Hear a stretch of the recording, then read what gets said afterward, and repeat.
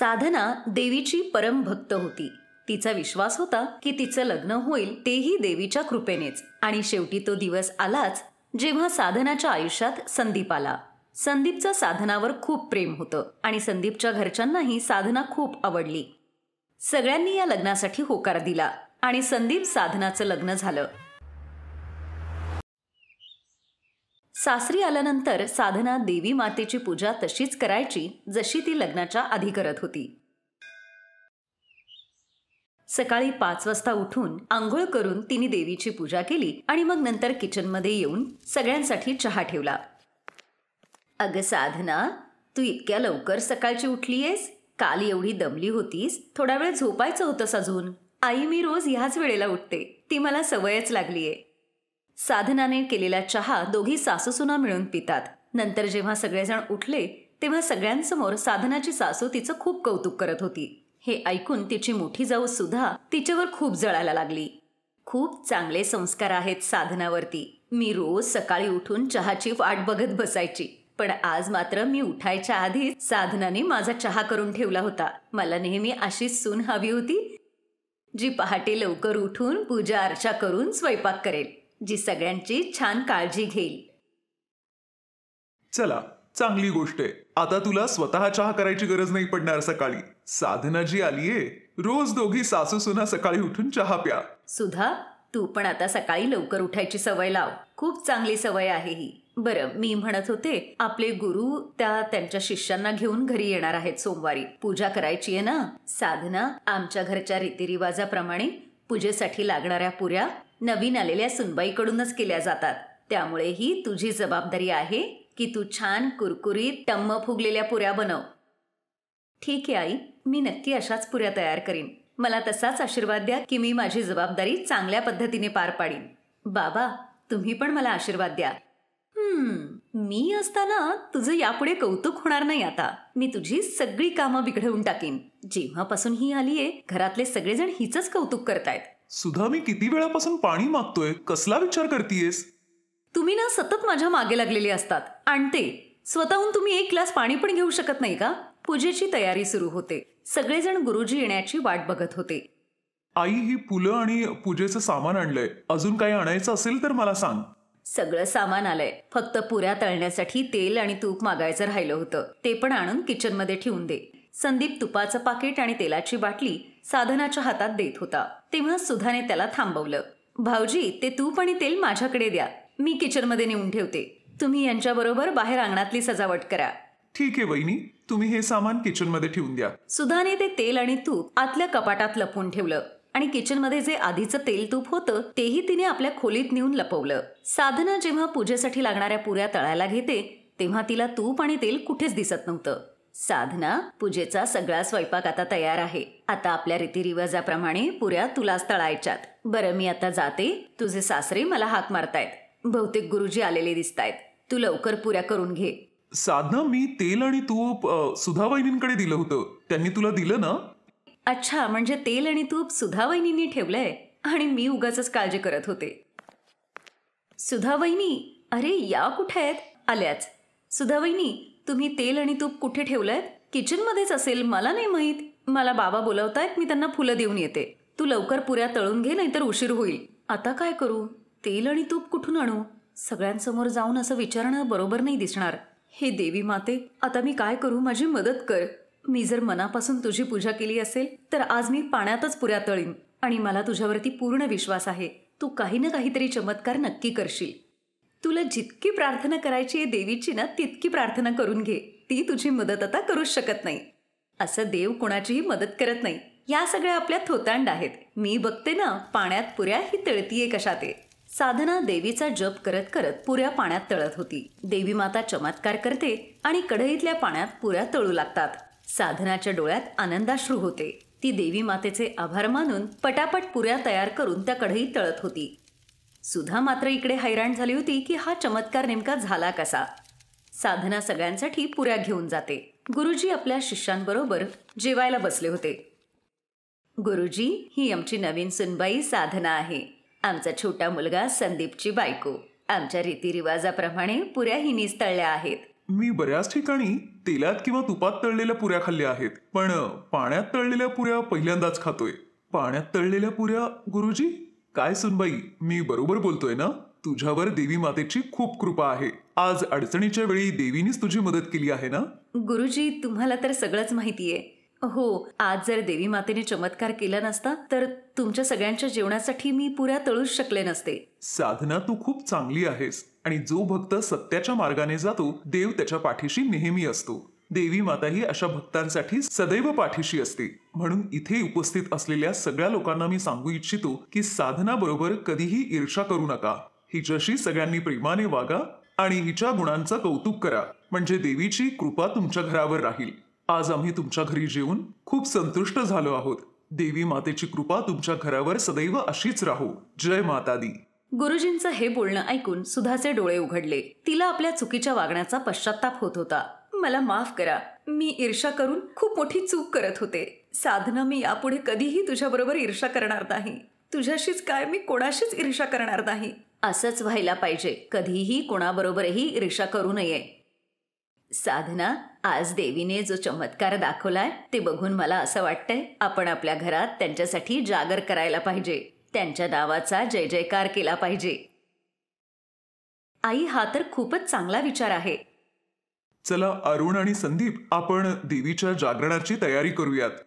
सगळेजण मिळून देवी मातेचा जागर करतात. सुधाही आपल्या वागण्यात बदल करते आणि साधना बरोबर खूप प्रेमाने वागते. रमा, मी तयार होऊन येतो. ड्रायव्हरला ही बॅग दे, तो गाडीत ठेवेल. आज माझी खूप महत्त्वाची मीटिंग आहे. ही बॅग विसरायला नको. संदीपने ही बॅग दिली ठेवायला, पण याच्यात तर सामान आहे. हे काढून बाहेर ठेवते. संदीप उगाच मला वेडी समजतात. संदीप ऑफिसला जातो. संध्याकाळी चिडून तो घरी येतो आणि रमाला आवाज देतो. रमा, रमा इकडे ये. मी तुला सांगितलं होतं ना की आज माझी खूप महत्त्वाची मीटिंग आहे, म्हणून सकाळी मी तुला ही बॅग ड्रायव्हरला देऊन गाडीत ठेवायला सांगितलं होतं. तू ड्रायव्हरला रिकामी बॅग दिलीस.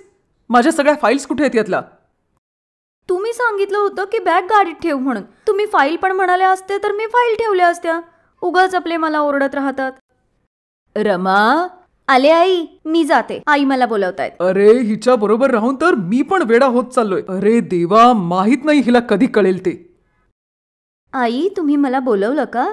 रमा, मी मंदिरात जाऊन येते. मी येईपर्यंत गॅसवर कारली ठेव आणि मध्ये मध्ये जरा हलवत राहा. रमाची सासू सुनीता मंदिरात जाते आणि इकडे रमाचा वेंधळेपणा सुरू होतं. आज तर आई खुशच होऊन जातील. आधी मी सगळी कारली गॅसवर ठेवून घेते. हां, आता थोडा वेळ झालाय. आता यांना इथून हलवते, मग परत ठेवते. आता मी या कारल्यांना मधून मधून हलवलंय. आई आता येतीलच. रमाची सासू सुनीता मंदिरातून घरी येते आणि स्वयंपाकघरात जाते. रमा, हे काय करतीयेस? कारली कुठे आहेत? आणि आई, हे काय इथे आहे? तुम्हीच तर सांगितलं होतं ना की गॅसवर ठेव आणि मध्ये मध्ये हलव म्हणून. मी हलवलंय त्यांना इथून. अरे देवा, रमा, अगं मी कारली गॅसवर ठेवायला सांगितली म्हणजे कारल्याची भाजी ठेव म्हटलं, आणि ती भाजी होईपर्यंत मध्ये मध्ये हलवत राहा. मग तुम्ही तसं सांगायचं ना आई मला. तुम्ही जसं सांगता तसंच मी करत जाईन ना. सुनीता आणि संदीप एकमेकांकडे बघतात आणि आपला राग गिळतात. एक दिवस तर रमाच्या वेडेपणाने हद्दच पार केली. संदीप, या खोलीत काय पसारा करून ठेवलाय तुम्ही? ती धूळ साठली आहे त्या टेबलावर. त्यात हा लॅपटॉप. दिवसभर याच्यावर काम करत असतात. किती घाण झालाय तो. मी याला धुवून स्वच्छच करून ठेवते आता. रमा त्या लॅपटॉपला सर्फच्या पाण्यात बुडवून घेते आणि कपडे वाळत घालतो तसा ती वाळत घालते. तेव्हा संदीप तिथे येतो. रमा, अगं रमा, हे काय केलंस तू माझ्या लॅपटॉपचं? हां, तो खूप घाण झाला होता ना. मग मी विचार केला याला चांगलं धुवून वाळवून स्वच्छ करून तुम्हाला द्यावा. मी बरोबर केलं ना? रमा, तू ना अगं खरंच एक बावळट बायको आहेस. काय दुर्बुद्धी सुचली मला आणि तुझ्या बरोबर लग्न केलं मी. अगं रमा, तुला थोडं तरी कळतं का ग? लॅपटॉप काय धुवायची गोष्ट आहे का ग? काय झालं?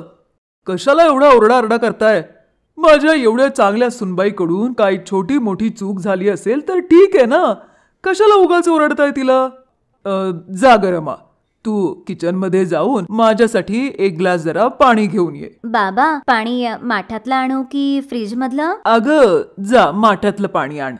बाबा, छोट्या माठातलं आणू की मोठ्या माठातलं? अगं कुठल्याही माठातलं आण. बरं, मग स्टीलच्या माठातलं आणू की मातीच्या माठातलं? आता तुम्हीच देत बसा हिच्या प्रश्नांची उत्तरं. मी जाते. हिच्या नादी लागायला कुणाला वेळ आहे इथं? राहू दे सुनबाई, मीच घेतो पाणी आणि पितो. तू तुझं काम कर. हं. बरं ठीक आहे बाबा. मला माहित नाही उगाच सगळे मला वेडी का समजतात ते. सारखेच सगळे ओरडत असतात मला.